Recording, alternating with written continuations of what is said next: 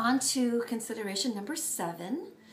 And these considerations are a form of approaching life for its maximum enjoyment, as well as getting something out of it, making it better. And it is, have no regrets. Okay? We've all done things that we are less than proud about. That's what makes us human. That's why we're here. And yet to have regrets is a huge, huge waste of energy. Okay? Here's another philosophy for you, and I found it very refreshing. I went to a matrix energetics class. I took 1, 2, and 3 all at the same time. So you go through levels 1, 2, and then you become a wizard at 3. I really like that idea. And you learn all kinds of fun magic, which we will get into. It's one of the considerations for you to consider. And so, this is what they said in the seminar. Because I had always trained about, calling in and aligning with my higher self and calling in only my higher guidance and masters and teachers and angels. And of course, they're all God-sanctioned. But I wanted all the highest ones. Well, here's the deal. You gotta accept your lowest crap. So we have both, okay? We have, this way up here, this lofty, beautiful, higher self being. And then we've got our earth presence and all the crap that we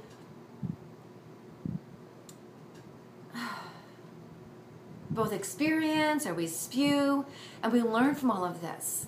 So become one. Become one. Become one with your highest self and your lowest crap. So with that being said, no regrets, and having no regrets doesn't mean that you are ambivalent to wrongdoing. And it doesn't mean also that you don't have the slightest bit of remorse. It just means you don't wallow in it. I'm going to actually read from Eckhart Tolle's book. It's the Reader's Condensed version of Oneness with All of Life. I got this at Barnes & Noble years ago. And it's inspirational selections from A New Earth. So you might have A New Earth. But this is something that I found quite interesting because it was dealing with what I was talking about. All right? So listen up.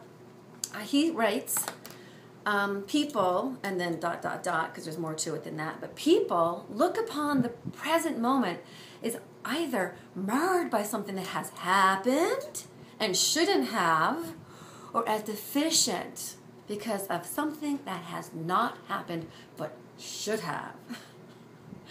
Who's not guilty of that? And so they miss the deeper perfection that is inherent in life itself. A perfection that is always already here, that lies beyond what is happening or not happening. It's beyond form.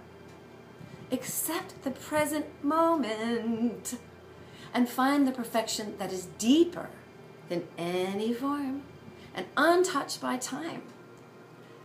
Okay, the Reader's Condensed version of that, Reader's Condensed version of his book is be in the now, man.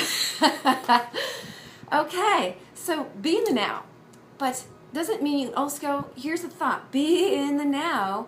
If you find your mind going back into the past and you regret something, like he said, that happened and shouldn't have, or did happen and shouldn't have, or, the whole gambit. Do some damage control. And down there in the notes, I am going to set up a link to something on YouTube or something on the internet or both about that exercise that's Hawaiian called Ho'oponopono.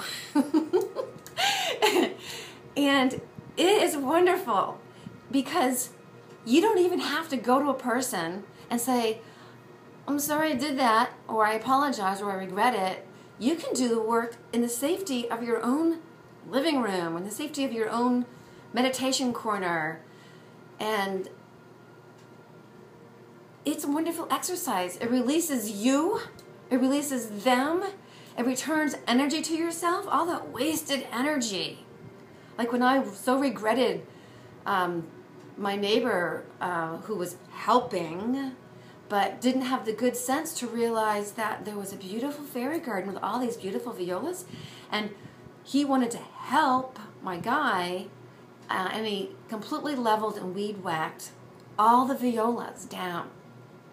So I have not yet done a ho'oponopono on him, and I will report back to you later about what its effect is, because I still have a charge. You know, I'm still like, ugh, when it comes to him. I still look at him like he's a complete idiot, and I still don't want him around.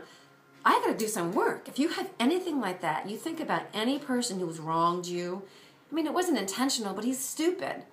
So it sort of like irritated me because he's a friend of my guy's, and I sort of was like, he shouldn't be a friend of my guy's. You see, I can't control that, and that brings us back to other things. So even the littlest things like that, which to me is a big deal because I love plants and I had been nurturing this garden, but I will do this, a ho'oponopono, and work its miracles and tell you all about it. But in the meantime, take a look down there, and we'll be talking about number 8, which is in the 10 considerations, which is a link I have in the notes. And until next time, have no regrets.